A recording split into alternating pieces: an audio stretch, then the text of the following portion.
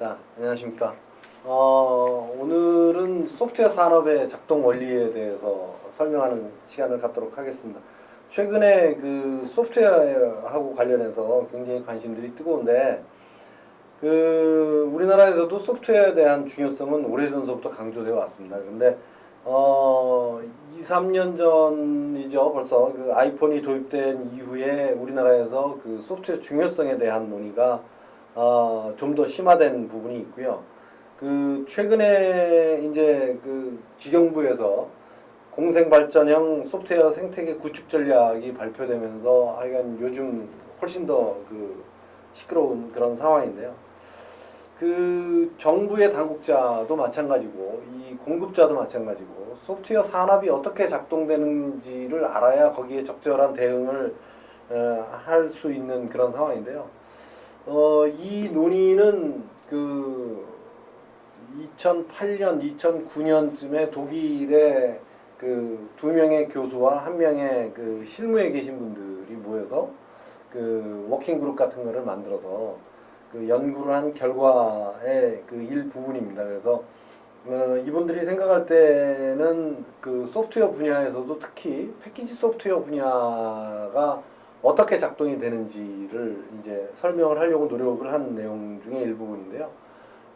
오늘 설명드릴 내용은 소프트웨어 산업의 작동 원리 가운데서 패키지 소프트웨어 그리고 패키지 소프트웨어 산업을 이해하기 위해서는 상품의 특성, 그 다음에 공급자 그리고 수요자 이 세 분야를 놓고 얘기를 해야 좀 이해하기가 좋은 면이 있습니다. 그래서 오늘 논의를 할 때는 먼저 상품이 어떤 속성을 가지고 있는가를 먼저 살펴보고요.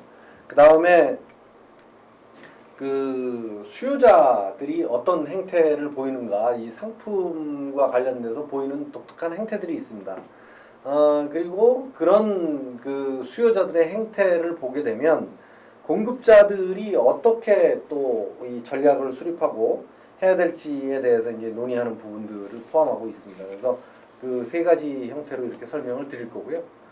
그래서 보면 먼저 이제 상품이나 시장의 특성을 보면 소프트웨어는 일반적으로 우리가 디지털 상품이라고 하는 특성을 가지고 있습니다. 근데 디지털 상품이 가지고 있는 특성은요.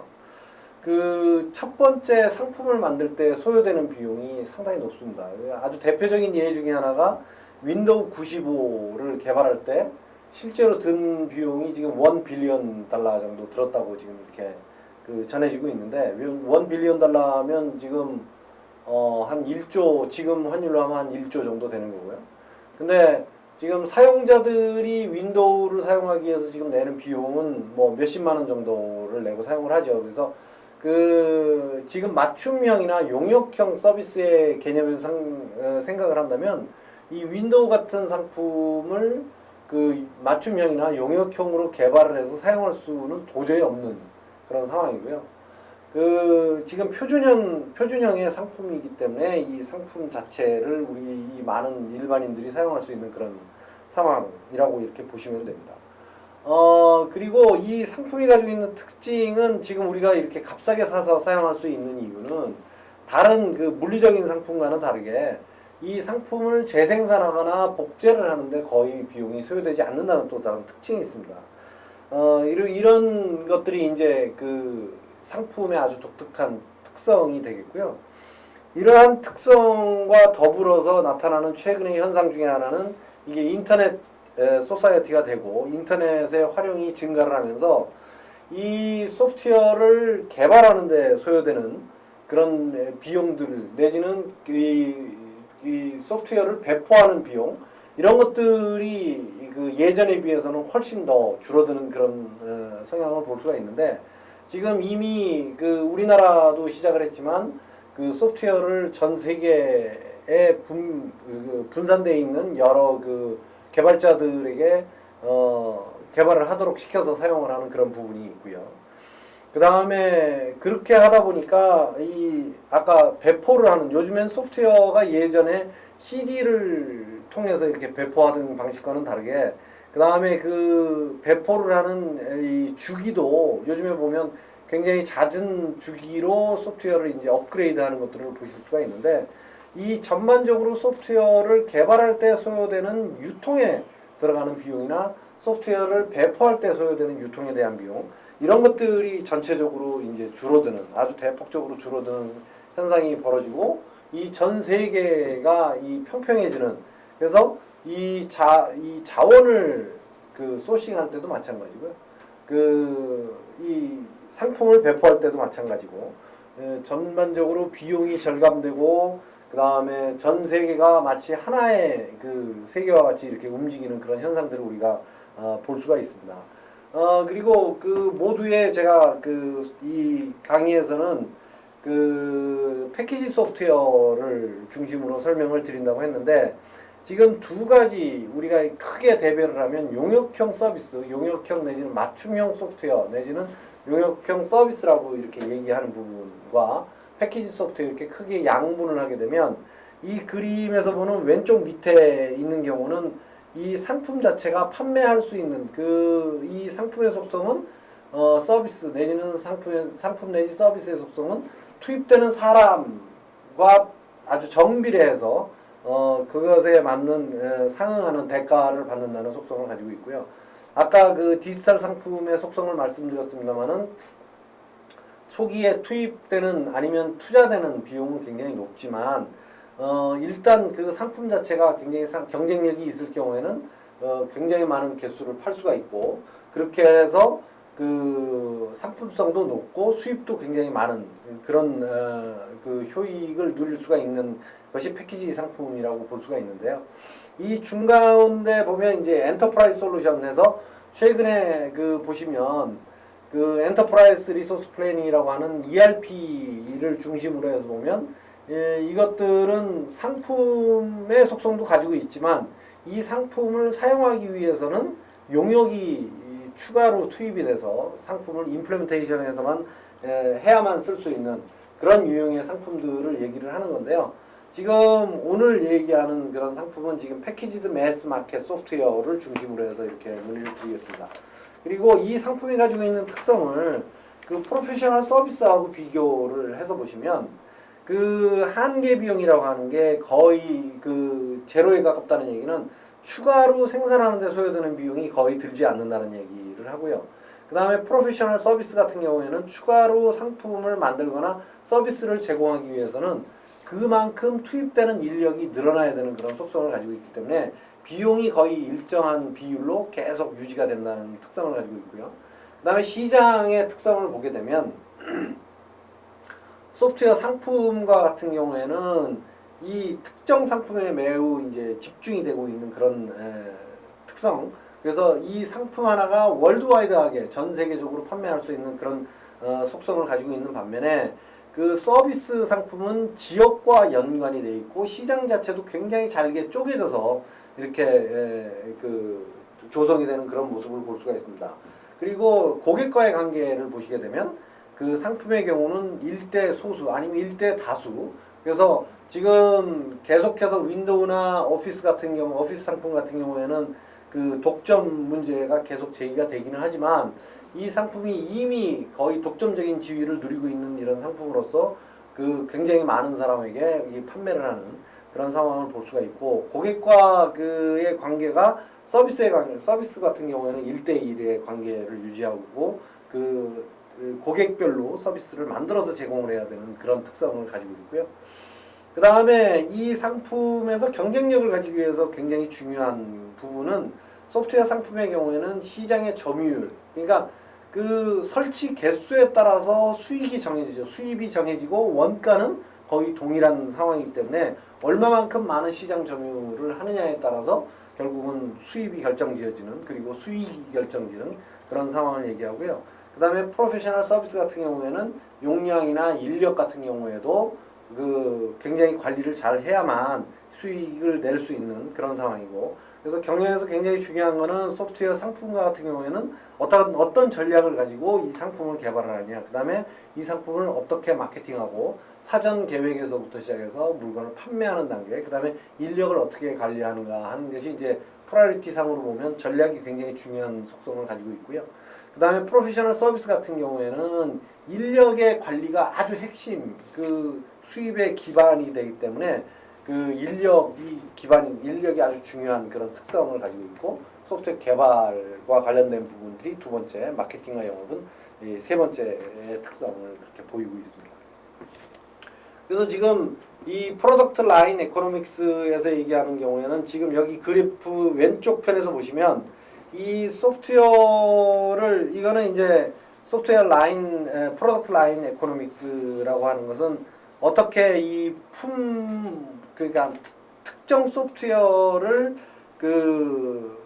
이 품종을 다양하게 만들 수 있도록 기본 모듈들을 만들어서 컨비네이션해서 상품을 만드는 그런 사례를 얘기하는데 지금 예를 들면 삼성전자에서 굉장히 다양한 전화들이 나오죠. 근데 그 전화기 별로 소프트웨어를 만드는 것이 아니라 원래는 그 전화기에 들어가는 기본 모듈들은 그 만들어 놓고 그 전화기 별로 특화된 부분들은 추가 모듈을 만들어서 이렇게 컨비네이션을 시켜서 쓰면 굉장히 효율성이 있는데 그러한 기본 모듈들을 만들기 위해서 사용하는 이제 기법들이 프로덕트 라인 에코노믹스라고 이렇게 얘기를 하고 있고요.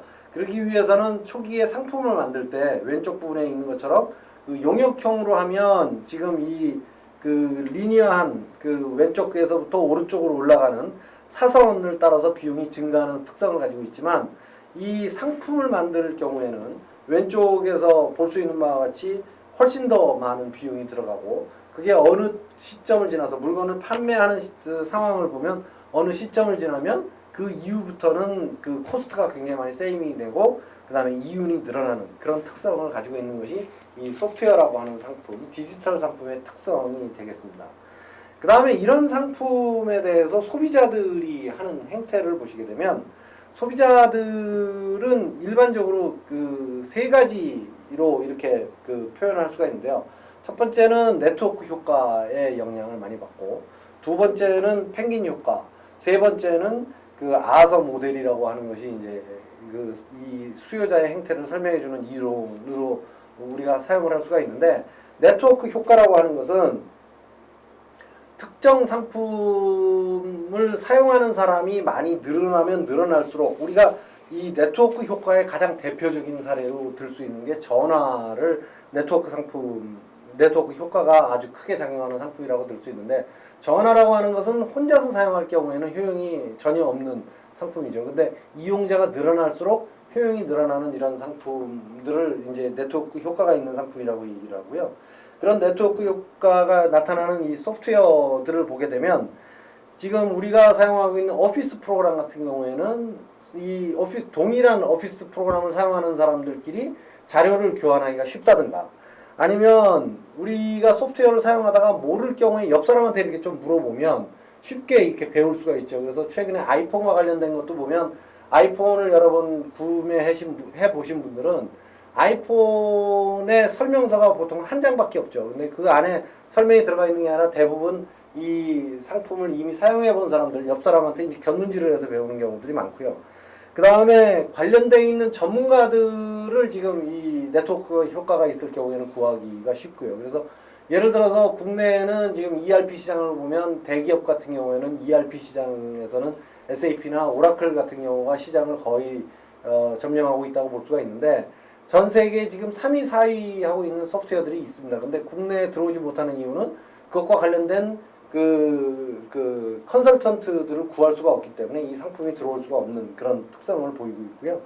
그 다음에 윈도우 같은 경우를 보면 윈도우를 기반으로 해서 그 윈도우나 아니면 마이크로소프트가 이렇게 확산된 이유 중에 하나는 그 윈도우를 기반으로 한 소프트웨어들이 굉장히 시장에 많이 나오면서 점점 더 윈도우 기반의 그 사용자들이 PC 사용자들이 늘어나고 그 다음에 그거를 기반으로 해서 소프트웨어가 많이 나오다 보니까 그 소프트웨어를 사용하는 사람들이 더 늘고 소프트웨어 사용하는 사람들이 더 느니까 또다시 MS 윈도우가 더다시 확장되는 이런 형태들을 볼 수가 있습니다. 그래서 이러한 것들은 지금 간접 네트워크 효과라고 이렇게 설명을 하는데요. 두 가지를 포괄적으로 얘기해서 좌우간 네트워크 효과를 보이는 경우에 이 사람들이 그 상품을 더 선호하는 특성을 가지고 있고요. 펭귄 효과라는 말은 네트워크 효과라는 말은 여러분들이 아마 여러 군데서 들어보셨을 텐데 펭귄 효과라는 말은 그렇게까지 흔히 많이 사용되는 것 같지 않습니다. 최근에 제가 국내에서 이런저런 지면이나 아니면 신문지상이나 뭐 이런 데들을 통해서 여러 번 펭귄 효과에 대해서 언급을 한 적이 있습니다만은 펭귄 효과가 가지고 있는 특성은 펭귄들을 이렇게 상상을 해보시면 빙산 주변에 있는 그 펭귄들이 물에 들어가지 않고 이렇게 기다리고 있다가 한두 펭귄이 이렇게 물속에 뛰어들면 한두 놈이 뛰어들면 그 뒤를 따라서 쫙 뛰어드는 그런 현상들을 우리가 흔히 목격할 수 있습니다. 근데 그 이유는 펭귄들이 물 속에 이제 그렇게 그 많은 펭귄들이 한꺼번에 이렇게 뛰어들지 않는 이유는 펭귄이 혼자서 이렇게 뛰어들어가면 물 속에 있는 뭐 물개한테 잡혀먹히든 이런 그 잡혀먹힐 가능성이 있기 때문에 주변에 어정거리고 있다가 그 중에 용기 있는 한두 놈이 이렇게 뛰어들면 나머지들이 쫙 뛰어들어서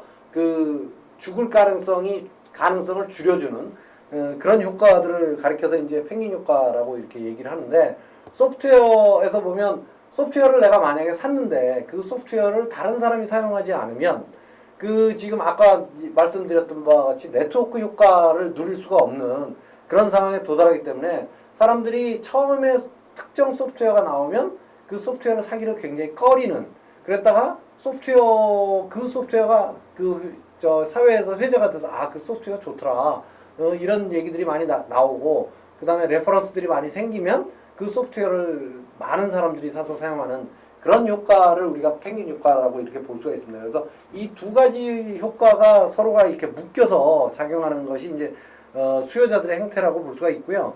그 다음에 세 번째로 보면 이제 아서 모델이라고 하는데 아서 모델은 예전에 지금 그 젊으신 분들은 경험을 못 해봤겠지만 예전에 넷스케이프과 익스플로어가 경쟁을 했다든가 아니면 워드 퍼펙트하고 마이크로소프트 워드가 경쟁을 했다든가 이런 상황을 보면 두 그룹의 소프트웨어가 이렇게 굉장히 팽팽하게 경쟁을 하다가 어느 특정 시점에서 한쪽으로 쏠리기 시작하면 그 전체가 한쪽으로 쏠려버리는 그런 현상들이 나타나는 것을 아서라고 하는 사람이 이제 자기 이름을 따서 모델을 만들어놨는데 이러한 것들이 복합적으로 작용하는 게 소프트웨어 시장의 논리다. 그래서 소프트웨어 시장의 특히 패키지 소프트웨어 시장의 가장 아주 독특한 특징 중에 하나는 그 위너가 모든 것을 승자가 독식하는 그런 속성을 가지고 있다는 게 그 소프트웨어 시장의 특성이라고 할 수가 있습니다.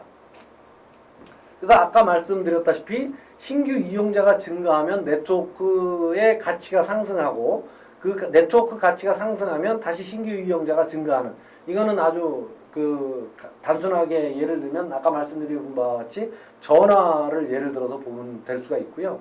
그 전화 사용자가 증가하면 증가할수록 이 전화라고 하는 상품을 사용하는 사람의 효용이 증가를 하기 때문에 전체 네트워크 효과 그 가치가 상승을 하고 신규 이용자가 계속해서 늘어나는 그래서 예전에 한 뭐 20년 전, 30년 전과 지금을 비교하면 전혀 다른 이 전화와 관련돼서는 다른 상황이지만 90년대 인터넷이 이제 사용이 되면서도 이런 현상들이 나타나서 지금은 우리가 인터넷 이용자들이 전부 네트워크 효과로 누리는 거라고 이렇게 볼 수가 있고요. 그 다음에 윈도우를 사용하는 사람들 마찬가지. 그래서 소프트웨어가 이런 특징을 가지고 있고 그 두 번째 간접 네트워크 효과 오른쪽에 보시는 게 이제 간접 네트워크 효과인데요. 지금 그 신규 사용자가 증가를 하면 지금 보안제가 증가를 하고 네트워크 가치가 상승을 하고 이제 이 사이클을 도는데 보안제라고 하는 경우에는 상품에 따라서 굉장히 다양하게 볼 수가 있습니다. 그래서 애플 아이폰과 같은 경우에 보면 이 애플 아이폰에서 사용할 수 있는 소프트웨어가 증가를 하면서 그 애플이라고 하는 아이폰을 사용하는 사람들의 효용이 증가를 하고 그래서 신규 이용자들이 계속해서 애플을 사게 되고 그렇게 되면서 또다시 소프트웨어가 더 많이 시장에 나오는 그래서 지금 뭐 30만 개를 넘어서는 소프트웨어가 그 아이폰 시장에서 존재를 하고 있는데 이런 것들이 이제 직접 네트워크 효과와 간접 네트워크 효과가 복합적으로 나타나는 그런 현상이라고 이렇게 보실 수가 있습니다. 이러한 것들은 우리가 게임 시장, 예전에 콘솔을 기반한 게임 시장에서도 많이 볼 수가 있었는데요. 게임 개발하는 사람들이 주로 게임 퍼블리싱 이 업체들을 통해서 판매를 하는데 이 게임의 그 경쟁력은 결국은 콘솔하고 두 가지가 이제 엮여서 나타나는데요. 콘솔 공급 업체는 게임이 많이 나와야지 콘솔이 많이 팔리고 그 다음에 게임이 또 많이 나오면 이 그 콘솔이 많이 팔리기 때문에 또다시 그 게임을 사용할 수 있는 기반이 넓어지고 뭐 이런 특성을 가지고 있고, 그 다음에 여기 밑에 있는 제3의 공급업체라고 하는 것은 지금 여러분들 같은 경우에는 아이폰 예를 들면 더 쉬울 텐데요. 아이폰 같은 경우에는 지금 소프트웨어, 그 다음에 아이폰, 그 다음에 아이폰에서 쓰는 부가 상품들이 계속해서 나오면서 또다시 그 효용이 증가하는 그런 모습들을 우리가 볼 수가 있습니다.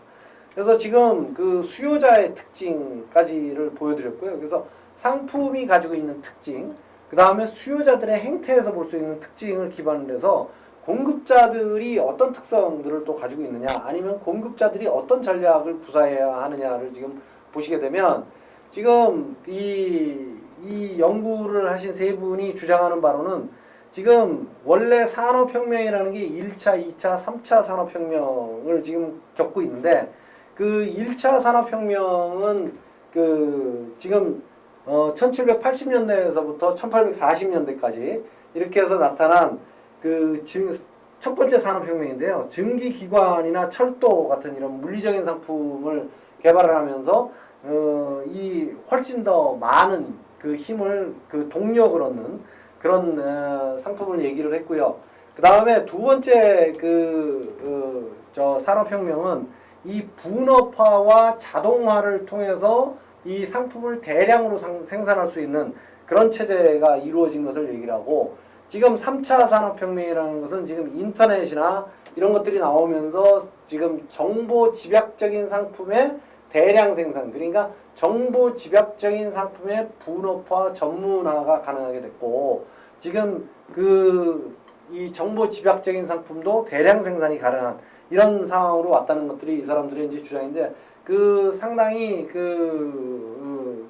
그럴듯한 지금 주장을 하고 있다고 생각이 된다. 그래서 이 세 번째 단계는 정보 기술의 혁명이라고 우리가 이렇게 얘기를 하고 있고요. 정보 집약적인 상품과 서비스가 산업혁명을 겪는 그런 시대에 왔다고 이렇게 얘기를 하고 있습니다. 그래서 소프트웨어 분야에서 우리가 보시게 되면 지금 소프트웨어도 마찬가지로 전문화, 분업화, 이제 여기서 아까 제가 말씀 안 드렸던 사항 중에 하나는 자동화라는 이제 그 특성도 같이 가지고 가는데요. 전문화 왼쪽 부분의 스페셜라이제이션이라고 하는 부분은 이제 전문화와 분업화를 얘기를 하는 거고요. 그 다음에 이 전문화가 된 상품을 얼마만큼 표준화시키느냐에 따라서 이 상품을 자동화할 수 있는 부분까지도 이렇게 연결이 됩니다. 그래서 지금 최근의 동향을 보면 이 소프트웨어도 어떻게 하면 지금 대부분의 경우에는 지금 대형 소프트웨어 기업의 경우는 인도나 중국에다가 이 상품을 생산하도록 이렇게 지금 하고 있는데, 이러한 분업 체계를 가져가고 전문화를 하기 위해서는 이 표준화가 아주 필수적인 요소고요. 지금 보면 이 표준화를 하기 위해서 시도하는 거는 컴포넌트 베이스드 엔지니어링 내지는 서비스 오리엔티드 아키텍처 같은 것들을 통해서 이 표준화 작업을 지금 시도를 하고 있고요. 그 다음에 이 전문화 분업화는 인터넷을 플랫폼으로 쓰면서 전 세계가 하나의 세계같이 움직일 수 있는, 아까 초반에 설명했던 전반적인 유통비용 아니면 트랜잭션 코스트가 다운이 되면서 이 분업도 전 세계적으로 하고 그 다음에 유통도 이제 전 세계적으로 할 수 있는 그런 상황이 되는 거고요.